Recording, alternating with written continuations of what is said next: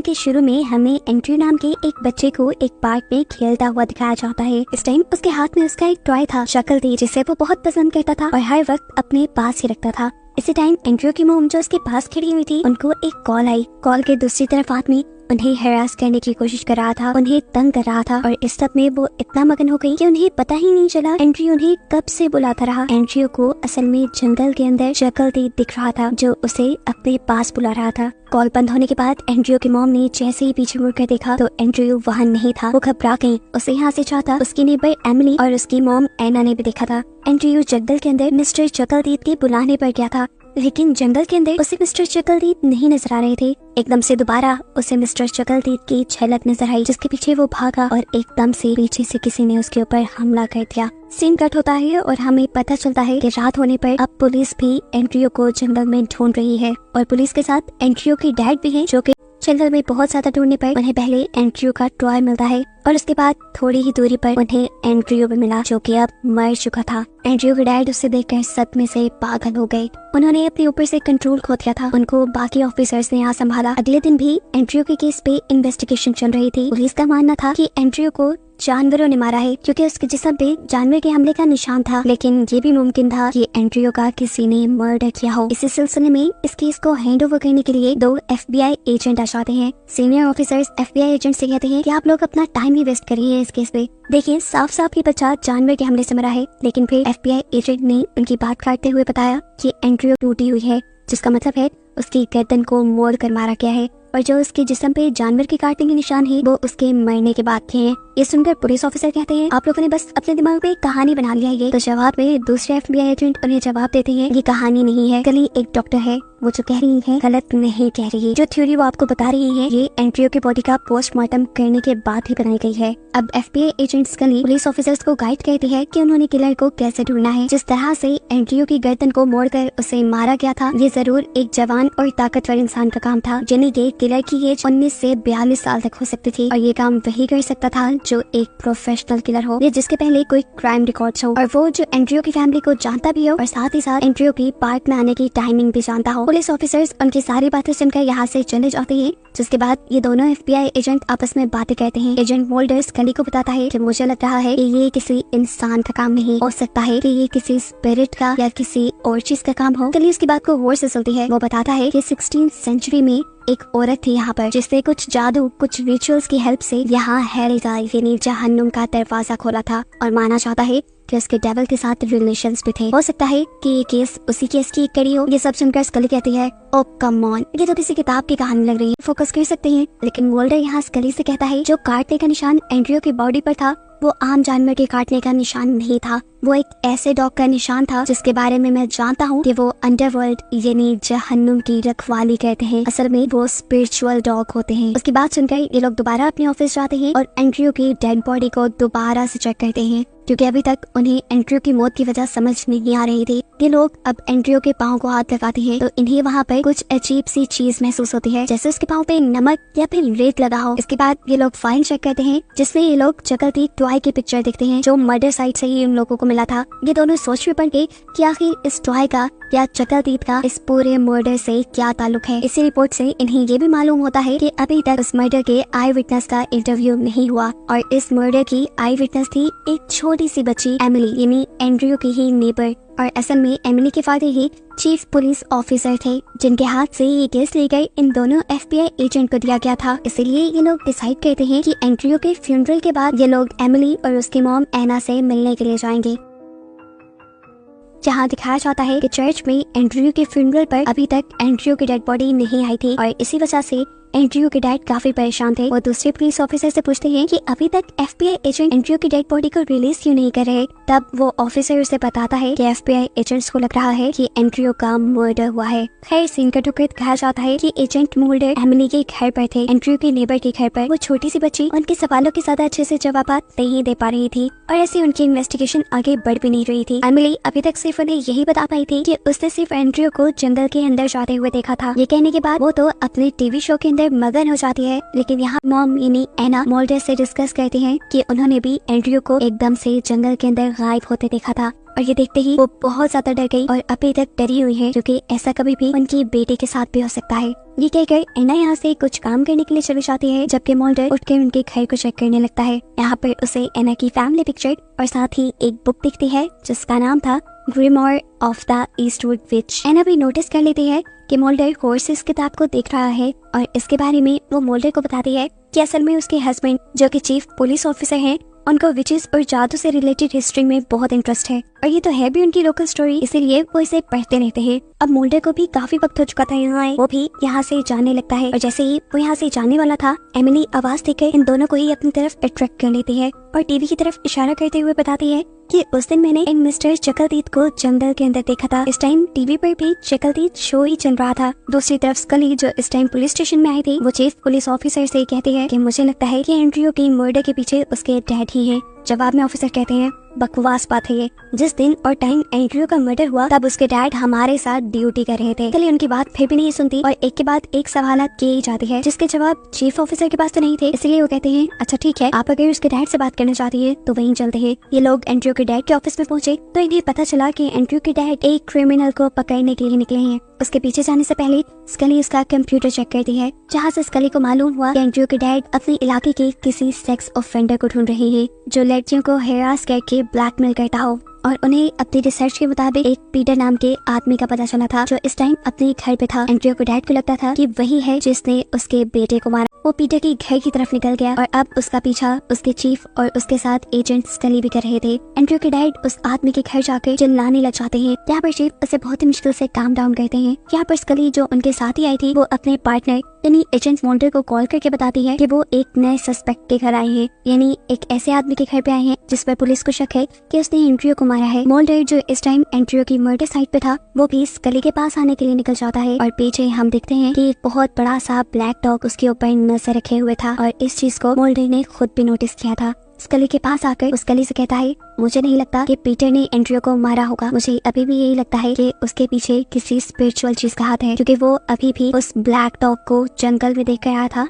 जो उसके according hello की रखवाली करते थे। लेकिन इतनी जल्दी ये किसी भी थ्योरी से रिजल्ट नहीं निकाल सकते थे। स्कली के कहने पर मोल्डर और स्कली दोनों जाकर पीटर के घर की इन्वेस्टिगेशन करते हैं, जहाँ उन्हें एक अजीब सी शूज और साथ ही एक बंदर भी नजर आता है। इन्हीं शूज के पास मिस्टर चकलदीद वाला एक मास्क भी रखा हुआ था और जैसा हमें याद हो, एमिली ने बताया था कि जंगल में उसे मिस्टर चकलदीद ही दिखे थे, तो अब हो भी सकता था कि इसी आदमी ने एंड्रयू को मारा हो। सारे सबूत अब इस आदमी के खिलाफ हो गए थे, लेकिन अब स्कली बुरी तरह कंफ्यूज हो गई थी क्योंकि मोल्डर अभी भी इस आदमी को किलर नहीं मान रहा था। जवाब में मोल्डर कहता है कि मैं ये नहीं कह रहा कि इस आदमी ने कोई मर्डर नहीं किया, मैं बस ये कह रहा हूँ कि एंड्रयू का मर्डर उसने नहीं किया और हमें थोड़े से सबूत के पीछे इतना बड़ा फैसला नहीं करना चाहिए। सीन कट होकर हमें एंड्रयू की नेबर एमिली को दिखाया जाता है जो इस टाइम टीवी पर अपना कार्टून शो देख रही थी। ये कार्टून कैरेक्टर उसे बहुत पसंद थे। एकदम से उसने नोटिस किया कि उसके घर के बाहर डोर पर भी यही कार्टून कैरेक्टर है जो उसे अपने पास बुला रही है। वो उसे देखकर मुस्कुराती है। पीछे से उसकी मॉम उसे लंच के लिए बुला रही थी, लेकिन जब काफी मर्तबा भी आवाजें देने पर एमिली ने मॉम की बात नहीं सुनी तो एना ने परेशानी में एमिली को लॉन्च पे ढूंढा, लेकिन वो अब कहीं नहीं थी। थोड़ी देर बाद मालूम होता है कि पुलिस और FBI एजेंट्स को उसकी भी डेड बॉडी जंगल से मिली है, जिसको भी किसी ने बिल्कुल उसी तरीके से मारा है जिस तरीके से एंड्रयू को मारा गया था। एना को जैसे ही ये बात पता चलती है, वो भी भागते हुए इसी जंगल में आ गई। एना को अब अपना होश भी नहीं था। वो एमिली की तरफ ऐसे बढ़ रही थी जैसे वो उसे अभी जिंदा कर देगी, लेकिन यहाँ पुलिस ऑफिसर्स उसे संभाल लेते हैं। यहाँ मोल्डर जो इस मर्डर सीन की इन्वेस्टिगेशन कर रहा था, उसे नीचे कुछ सफेद सफेद नजर आया। यहाँ से पत्ते हटाना शुरू किए तो उसे इस जगह के इर्द गिर्द सफेद नमक का एक दायरा दिखा। ये देखकर मोल्डर शॉक में रह जाता है और स्कली को बताता है कि ऐसे सर्कल अक्सर स्पिरिट्स को या डीमंस को बुलाने के लिए बनाए जाते हैं।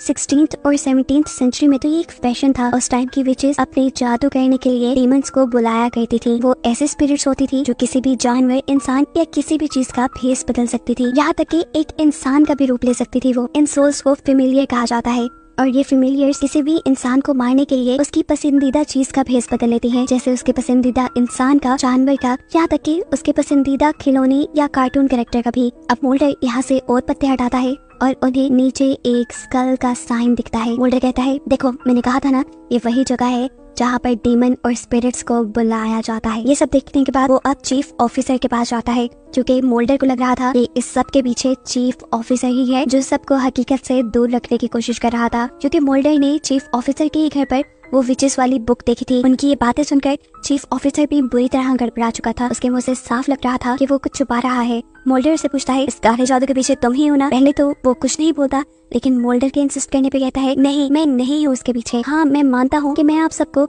इस केस से डाइवर्ट करने की कोशिश कर रहा था, लेकिन इसलिए नहीं कि ये सारा काम मैंने किया है। मैं मर्डर के पीछे नहीं हूँ। लेकिन वो कहता है, हाँ, मेरी गलती है भी। उस दिन जब एंड्रयू गायब हुआ, असल में उस दिन मैं ही था जो उसकी मॉम को हैरास करने की कोशिश कर रहा था। उस दिन मेरी वजह से ही एंड्रयू गायब हो गया। मेरा बस इतना ही कसूर था। चीफ ऑफिसर को अपने इस केस पर भी बहुत गर्व था। उसके जाने के बाद मोल्डर ने स्कली को बताया कि ये केस वही है जैसा मैं बता रहा हूँ। किसी ने अपने जादू के सदके यहाँ पर हेल का यानी जहन्नुम का दरवाजा खोल दिया है और इन सारी मर्डर्स के पीछे यही रीजन है। दूसरी तरफ दिखाया जाता है कि एंड्रयू के डैड को अभी भी उसी आदमी पे शक था जिसके घर वो पहले भी जा चुके थे। वो यहाँ पर इस आदमी की सच्चाई सभी लोगों को बता देते हैं और सभी लोग उसे गुस्से में मारना शुरू कर देते हैं।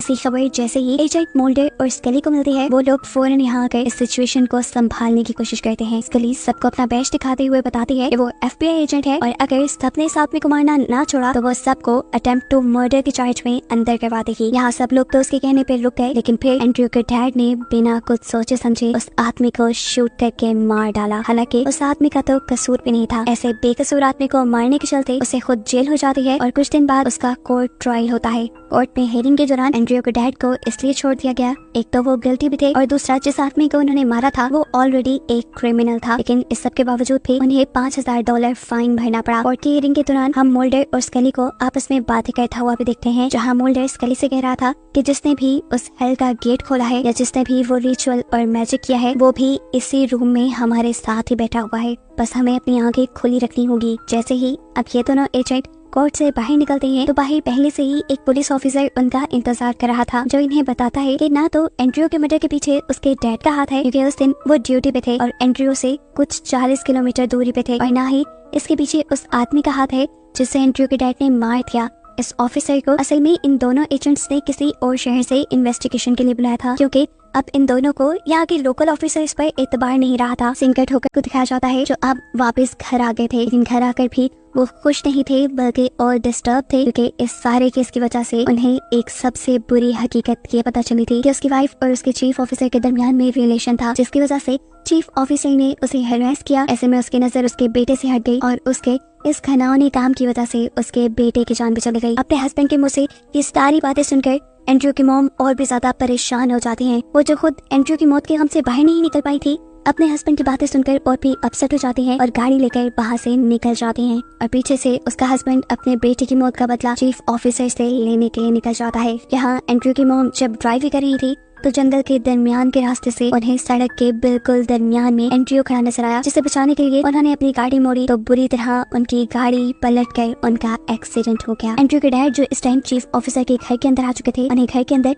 पहले तो अंधेरे के अलावा कुछ दिखाई नहीं देता। थोड़ी दूरी पे उसे मिस्टर चकलदीद दिखाई देते हैं, जिसका वो पीछा करने लगे। लेकिन जैसे ही वो मिस्टर चकलदीद के पीछे जाते थे, चकलदीद वहाँ से गायब हो जाता था। यह उनके साथ एक बार नहीं, दो बार नहीं, 3 मरतबा हुआ। चौथी मरतबा उसे चकलदीद टीवी के ऊपर चलता हुआ सुनाई दिया और जैसे ही वो टीवी में चकलदीद शो देखने ही वाला था, एकदम से उसके पीछे कोई आ गया और ये कोई और नहीं मिस्टर चकलदीद ही था। उसे अपनी गन से शूट करके मारने वाले थे, लेकिन तभी यहाँ पर चीफ ऑफिसर भी आ गए, जिन्होंने रिक यानी एंड्रयू के डैड को ऐसे देखा जैसे वो उसके ऊपर गन पॉइंट किए हुए हो। इससे पहले कि रिक उन्हें गोली मारता, चीफ ऑफिसर उसे गोली मारकर खत्म कर देते हैं। गोली की आवाज यही करीब मौजूद एजेंट मोल्डर और स्कली ने भी सुन ली थी। जब उन दोनों ने हाँ कर चेक किया तो उन्हें एंड्रयू के डैड यहाँ पर मरे हुए मिले। ये देखकर इन दोनों को ही शॉक लगा और अब ये लोग ये बात भी जान गए कि आगे कुछ बुरा ही होने वाला है। ये दोनों घर से बाहर निकल तो इन्हें इस घर के सर्कल बना दिखाई देता है। कुछ सोचते हुए एजेंट मोल्डर दोबारा घर के अंदर जाते हैं और देखते हैं कि अब वहाँ वो विच वाली बुक भी नहीं थी। ये देखकर ये लोग अब जंगल में क्राइम सीन की तरफ बढ़े, जबकि यहीं पर हमें दिखाया गया कि आप चीफ ऑफिसर भी डायन को यानी एंड्रयू की मॉम को ढूंढ रहे थे। उनको ढूंढते हुए वो भी जंगल के करीब पहुंचे, जहां उन्हें एंड्रयू की मॉम की गाड़ी उल्टी हुई दिखाई दी। लेकिन हैरानी की बात तो ये थी कि एंड्रयू की मॉम सही सलामत जंगल में खड़ी हुई थी और उन्हें अपनी तरफ बुला रही थी। और एंड्रयू की मॉम एकदम से जंगल के अंदर गायब हो जाती हैं। वो भी उन्हें ढूंढने के लिए जंगल के अंदर चले गए। एंड्रयू की मॉम को ढूंढने में वो इतने मगन हुए कि उन्होंने जंगल के करीब पड़ी हुई एंड्रयू की मॉम की लाश भी नहीं देखी। यानी साफ मतलब था कि एंड्रयू की मॉम मर चुकी थी और अब जो उन्हें नजर आ रहा था वो उनकी या तो हेलुसिनेशंस थी या फिर ये कोई एंड्रयू की मॉम की शक्ल में स्पिरिट थी। चीफ ऑफिसर जंगल में भी दूर निकल आते हैं, जहाँ जंगल के बीचों बीच उन्हें अपनी वाइफ यानी एना दिखाई देती है, बहुत सारी कैंडल्स के घेरे में। ये एक मैजिक सर्कल था, एक जादुई घेरा था जिसके अंदर खड़े होकर वो काला जादू कर रही थी, उसी किताब की मदद से जो किताब हमने उसके घर पर देखी थी। और इसको देखकर यहाँ हमें पता चलता है कि ऐसा शुरू किया था। एना अपनी ये सारी बातें एक्सेप्ट भी कर लेती है। वो मान जाती है कि हाँ मैंने ही काला जादू किया, लेकिन मैं ये नहीं चाहती थी कि एंड्रयू और एमिली मर जाए। मैं सिर्फ ये चाहती थी कि चीफ ऑफिसर और डेयान दोनों को सबक मिले। जो बेवफाई वो दोनों अपने पार्टनर्स के साथ कर रहे थे, बस उन्हें उनका सबक मिल जाए। उसे बिल्कुल अंदाजा नहीं था कि उसे अपने इस घिनौने मकसद के पीछे अपनी बेटी को भी गंवाना पड़ जाएगा और साथ ही बेचारा एंड्रयू भी मारा जाएगा। एना को भी खुद सबक मिल चुका था उसकी बेटी के मरने के बाद, बस अब ये सब कुछ बंद करना चाहती थी। इनकी इन्हीं बातों के दौरान एना दिखती है कि चीफ ऑफिसर के ऊपर वो ब्लैक डॉग हमला कर चुका है, जो असल में हेल का गार्ड था। वो अपने हस्बैंड को भी मारना नहीं चाहती थी और अब उसे अपने आंखों के सामने मरता देखकर वो जोर से चीख मारती है। इतने में ही हम देखते हैं कि यहाँ पर एजेंट मोल्डर और स्कली भी आ गए थे, जिन्होंने एना को उस मैजिक सर्कल के अंदर खड़ा हुआ भी देख लिया और वो सारी कहानी समझ गए। यहाँ मोल्डर एना से बात करना चाहता था। वो एना को कहता है ये बुक तुम मुझे दो, मैं तुम्हें कोई और रास्ता बताता हूँ। लेकिन एना उसकी एक बात नहीं सुनती और इस बुक के कुछ मैजिकल स्पेल्स पढ़ते हुए अपने आप को भी खत्म कर देते हैं। उसके खत्म होते ही यहाँ पर हेल का दरवाजा जो उसने खोल दिया था वो भी बंद हो गया। हैरानी की बात ये थी कि जिस आग में वो जलकर मरी थी, उस आग में वो किताब नहीं जली जिससे पढ़कर वो जादू कर रही थी, जिसे अब स्कली अपने पास रख लेती है एक सबूत के तौर पे, क्योंकि ये उसकी जिंदगी का पहला केस था जिसमें सभी मर्डर्स के पीछे स्पिरिचुअल चीजें इन्वॉल्व थी। और फिर मोल्डर से आकर कहते हैं कि मुझे तुम पर एतबार हो गया है, तुम जो कह रहे थे वो सब ठीक था। इनका केस भी अब खत्म हो चुका था और फाइनली ये लोग अब इस शहर को छोड़कर निकल जाते हैं। इनके निकलने के बाद हमें पीछे से दोबारा उसी झूले को घूमता हुआ दिखाया जाता है जिससे मूवी के स्टार्ट में एंट्रियो था। यानी इसका मतलब कहानी यहाँ